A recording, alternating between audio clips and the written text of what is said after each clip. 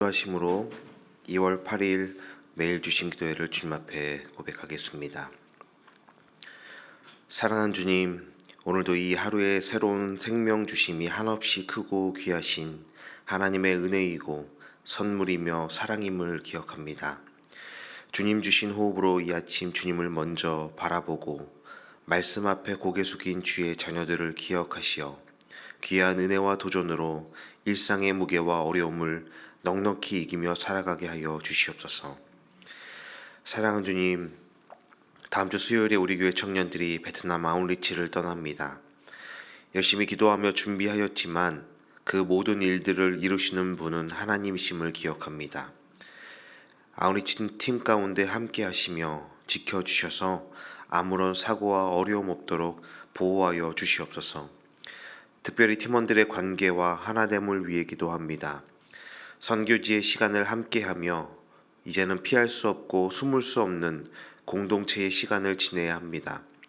서로의 연약함이 보여도 함께해야 하고 실망스러운 모습에도 동역해야 하며 끝까지 사랑해야 하는 시간을 보내야 합니다. 하나님, 우리의 힘과 능력으로는 할 수 없사오니 도우시고 함께하여 주시옵소서. 선교를 떠나고 돌아오는 그 모든 시간 동안 사람의 생각과 고집, 감정과 경험이 앞서지 않도록 우리를 붙들어 주시고 선교사님과 또 현지인들뿐만 아니라 팀원들 서로에게도 사랑과 겸손으로 다가가는 청년들 되게 하여 주시옵소서.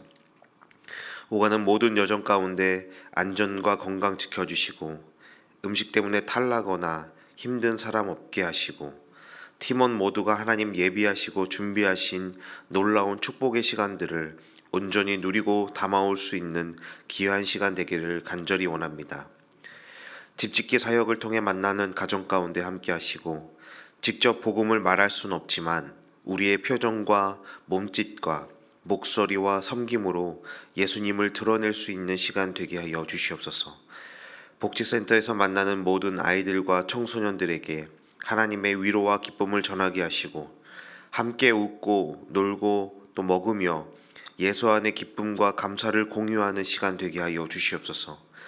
이번 단기 선교팀을 시작으로 우리 교회 청년 공동체가 선교지뿐 아니라 일상의 삶 속에서도 하나님의 마음을 계속해서 흘려보내는 선교지향적 삶을 살아내는 공동체 되게 하여 주시옵소서. 주님, 이제 우리에게 주신 말씀을 듣습니다. 이 말씀이 우리의 삶을 뒤흔들고 세상에 매여있던 세계관을 전복시키고 아픔과 상처에 매몰되었던 우리의 삶을 일으키는 말씀 되게 하여 주시옵소서.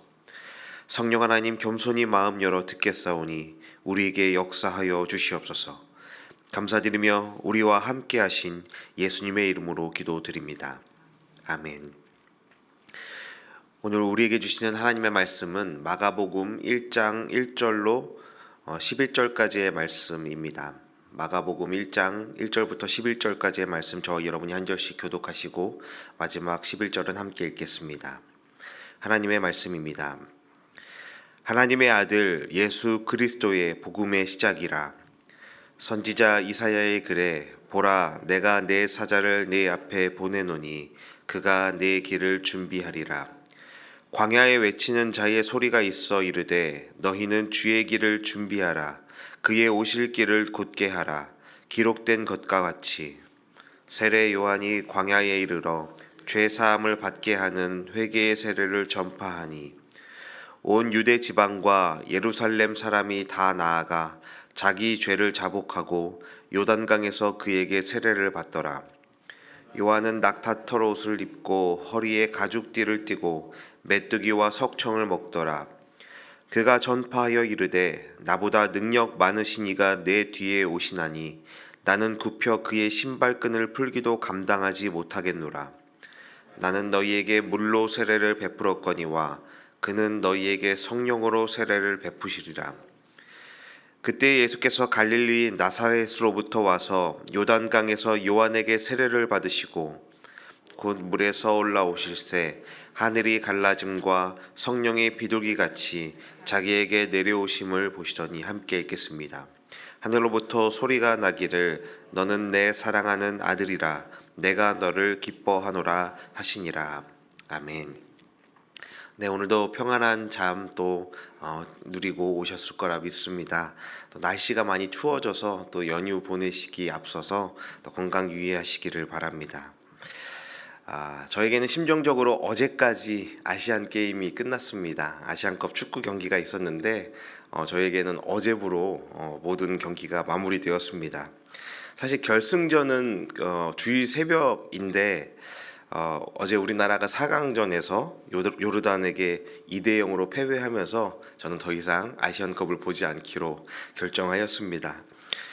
사실 이번 주 매일 주심 기도 이 설교를 담당하게 되면서 그 경기를 다 챙겨보지는 못했습니다. 대부분의 경기가 새벽 시간에 있었기 때문에 보지 못했지만 틈틈이 하이라이트를 보면서 그래도 스트레스도 풀고 소소한 기쁨을 누리고 있었습니다. 참 아쉽죠. 네, 그런데 요즘에 저 경기를 보면서 또 느껴졌던 것이 이 스포츠 경기를 요즘의 경기를 보고 있노라면 이 카메라 앵글이 참 다양해지고 중계 기법이 발전하면서 참 경기를 보는 것이 참 생생하게 느껴진다라는 생각을 하게 됩니다. 심지어 이 심판조차 찾아내지 못한 파울이나 반칙 등도 이 카메라 앵글을 통해 찾아낼 수 있게 되었고, 그래서 많은 오심도 바로 잡을 수 있는 여러 가지 많은 기술이 발전하게 되었습니다. 수많은 카메라가 이 공을 잡은 볼을 잡고 있는 한 선수를 다양한 각도에서 비춰주면서 그 선수의 다양한 움직임과 플레이를 생생하게 감상할 수 있게 된 것입니다. 제가 왜 새벽부터 이런 뜬금없는 말씀을 드리냐면 이 오늘부터 우리가 마가복음이라는 복음서 말씀을 읽고 또 묵상을 나누게 되었기 때문입니다. 여러분 자주 들어보셨겠지만 4개의 복음서가 강조점이 다르고 또 나타내고자 하는 말씀 메시지가 다르고 그 대상들이 다르기 때문에 내용상의 차이가 생기게 됩니다. 그래서 어떤 기록들을 보면 서로 4개의 복음서가 충돌을 하여서 이 글을 읽고 있는 독자들이 혼란에 빠지기도 합니다. 하지만 각 복음서의 차이와 강조점은 서로 다른 이야기를 하고 있는 것이 아니라 예수님이라는 한 분을 다양한 각도, 카메라 앵글을 통해서 우리에게 더 입체적으로 보여주고 만날 수 있고 예수님의 이야기를 생생하게 경험할 수 있게 해주는 좋은 매체가 되는 것입니다. 아래 표를 참조하시면 한눈에 이 사복음서의 비교가 들어오실 것이라 생각합니다. 잘 안 보이실 수 있는데 표를 보시면 각 복음서가 전하고자 하는 그 복음서가 그 글을 전달하고자 하는 대상이 달랐습니다.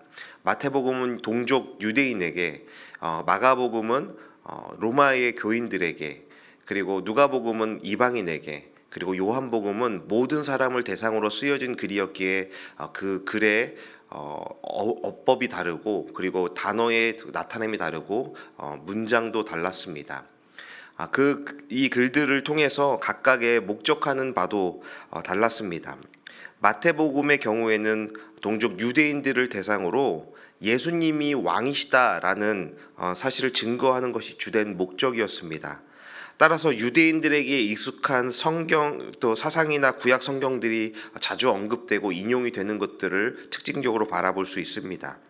이에 비해서 누가복음이라는 책은 이방인을 대상으로 한 책이었기 때문에 이방인들이 이해할 수 있을 만한 문장과 단어들로 예수님을 설명하고 있고 또 예수님의 일하심을 나타내고 있습니다. 게다가 이 저자 누가의 특징과 개성이 그대로 담겨 있는데 누가는 의사였기 때문에 굉장히 해박한 지식과 그 문체를 갖고 있었습니다. 그래서 매우 자세하고 면밀한 정보들을 그의 문체를 통해서 생생하게 전달하고 담아두고 있습니다. 그렇다면 오늘부터 함께 나눌 이 마가복음이란 책은 어떤 책이겠습니까? 마가복음에 여러 가지 특징이 있는데 마가복음을 쭉 읽어 내려가다 보면 곧, 즉시라는 굉장히 긴박한 단어들이 자주 표현됩니다. 너무 자주 표현되어서 당황스러울 정도입니다. 그리고 사복음서 중에 가장 먼저 기록된 책이 마가복음입니다. 그래서 공관복음이라고 알려진 마태, 마가, 누가복음 중에서 이 마가복음이 가장 먼저 기록되었기 때문에 이 마가복음을 중심으로 마태와 누가복음이 기록되어 있다는 것을 알 수 있습니다.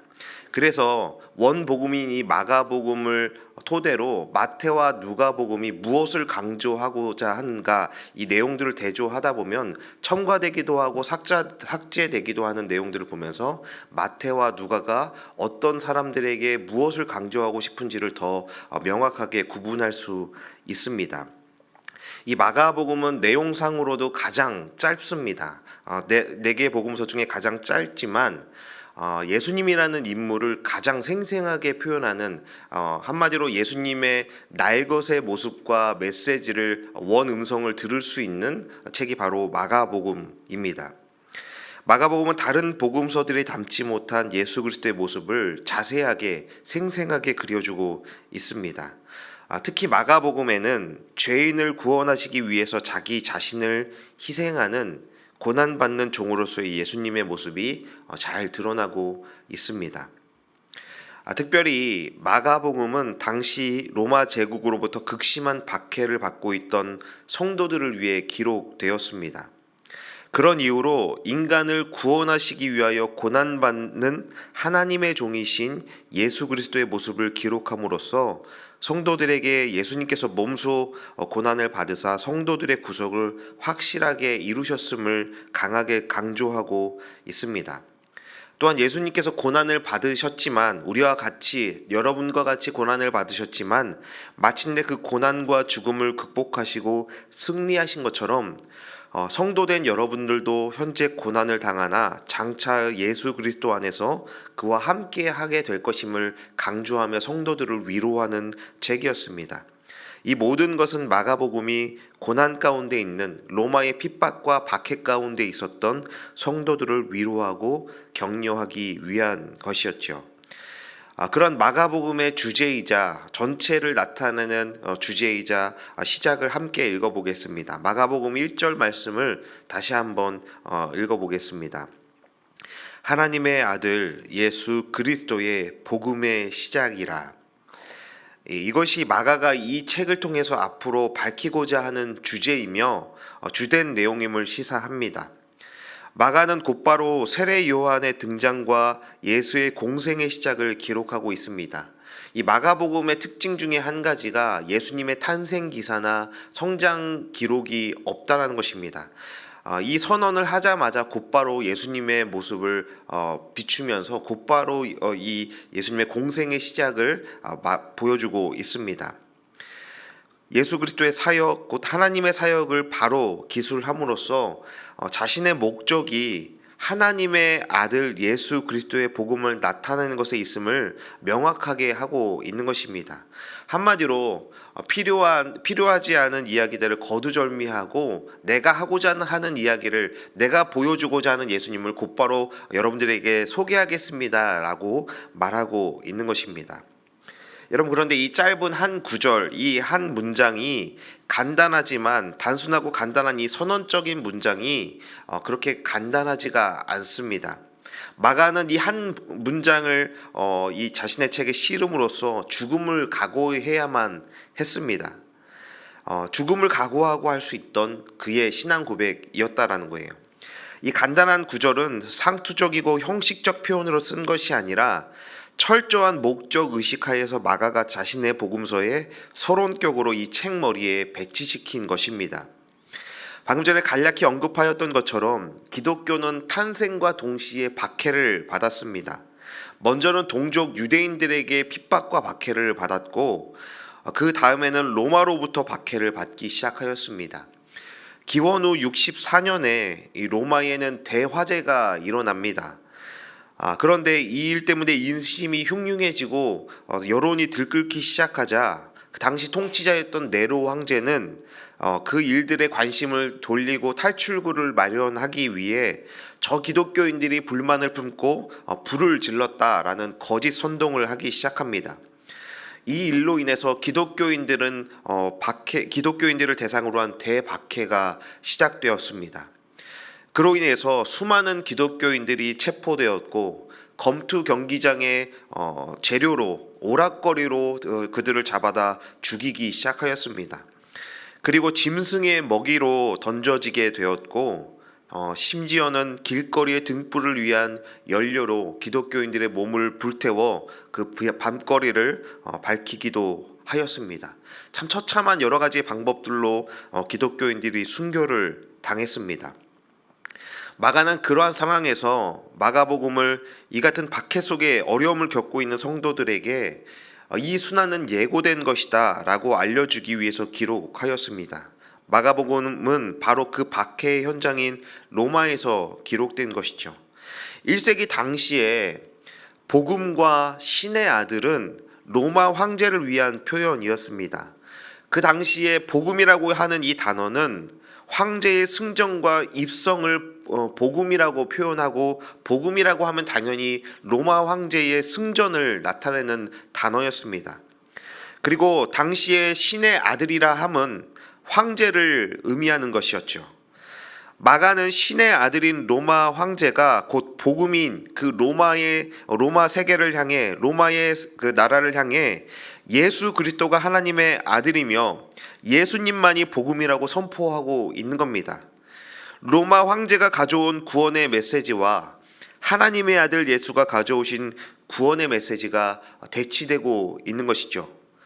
가이사의 왕위 등극과 승전 소식이 복음이요, 그의 아들의 탄생 소식이 복음이었던 세상에 마가는 진정한 복음은 예수님이라고, 예수께서 오신 것이 복음이라고 선포하고 있는 겁니다. 그가 하나님의 아들이요, 그가 하나님 나라를 가져온 왕, 메시아, 하나님의 기름 부음 받은 자로 오셨다라는 소식이 복음이라고 그 당시 고난과 박해를 받고 있던 성도들에게 담대하게 선언하고 있는 것입니다. 이 예수를 통해 하나님의 통치가 다시 가시화되었다는 소식을 마가복음에서 앞으로 소개할 것임을 강하게 시사하고 있다라는 거예요. 이렇게 비장하고 의미 깊은 선언을 시작으로 이 무대에 막이 오르고 있는 것입니다. 그런데 그 무대에 막이 오르기 직전에 한 사람의 소리가 들리는 겁니다. 예수라는 이 주인공을 소개하기 위해 무대를 마련한, 준비한 세례 요한을 우리에게 소개하고 있습니다. 이사야는 하나님께서 이스라엘 백성을 구원할 메시아로 보내시기 전 그의 길을 예비하는 사자를 보내시겠다라는 예언의 말씀을 남겼습니다.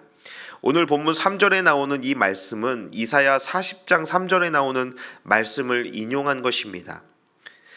마가는 700여 년 전 이사야 선지자가 예언한 사자, 광야에서 외치는 자의 소리, 주의 길을 예비하는 자가 바로 세례 요한임을 알려주었습니다.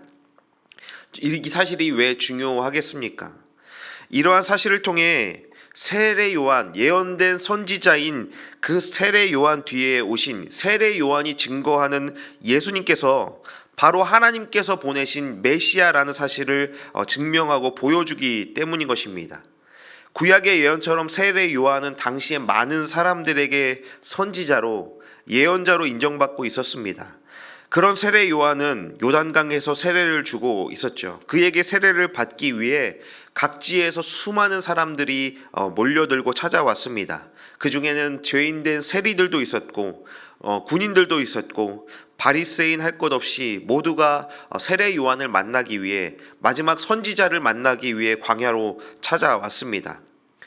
이처럼 모든 사람들이 세례 요한을 주목하던 바로 그때에 세례 요한은 자신에게 비춰지고 있는 스포트라이트를 예수님께로 넘기고 있는 겁니다.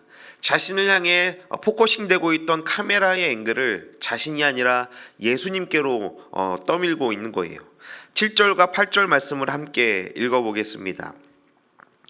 그가 전파하여 이르되 나보다 능력 많으신 이가 내 뒤에 오시나니 나는 굽혀 그의 신발끈을 풀기도 감당하지 못하겠노라. 나는 너희에게 물로 세례를 베풀었거니와 그는 너희에게 성령으로 세례를 베푸시리라. 세례 요한의 광야 사역을 통해 사람들의 시선은 자연스럽게 예수께로 향하게 되었습니다. 요한복음을 읽어보면 전국에서 요한에게 세례를 받기 위해 모여든 사람들은 이제 서서히 예수님께로 향하기 시작합니다. 예수님을 자신을 따르던 사람들이 예수님께로 향하게 되는 것을 보면서 세례 요한은 기뻐하였지만 세례 요한의 제자들은 오히려 불안해하기 시작합니다. 그리고 심지어는 세례 요한의 제자들 중에서 예수님께로 옮겨가는 제자들도 있게 됩니다. 요한의 제자들은 자기 스승의 추종자들의 숫자가 줄어드는 것을 보고 염려하고 경계하였지만 요한은 오히려 이 모습을 보고 기뻐합니다. 왜냐하면 그것이야말로 자신이 이 세상에 온 목적이고 예수 그리스도의 길을 준비하기 위한 자신의 삶의 목적이 성취되는 것이기 때문이었습니다. 그리고 이제 9절에서 여태까지 갈릴리 나사렛이란 촌동네 시골 동네에서 주목받지 못하고 30여 년간 살아갔던 예수님이 역사의 중심에 나타나십니다. 그는 세례 요한에게 세례를 받으셨습니다. 그때 하늘이 갈라지고 비둘기와 같은 모습으로 성령께서 내려오셨습니다. 하늘에서 하나님의 음성이 들려왔습니다. 너는 내 사랑하는 아들이라 내가 너를 기뻐하노라.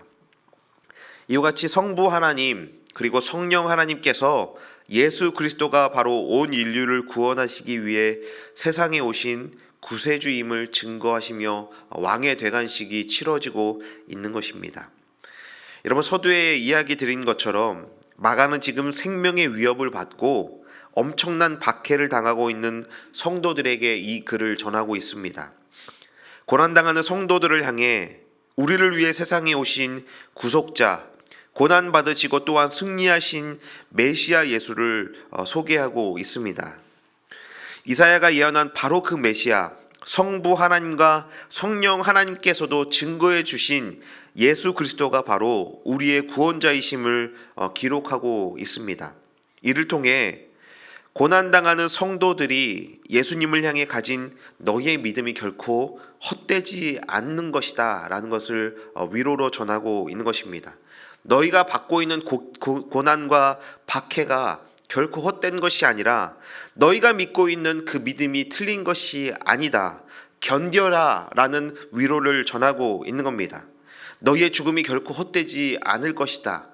하나님께서 구약을 통해 예언된 메시아가 바로 저 예수님이시다 라고 말하면서 그 고난의 길에서 혼란과 또 갈등을 겪고 있는 그들의 마음 가운데 예수님을 전하고 있는 것입니다.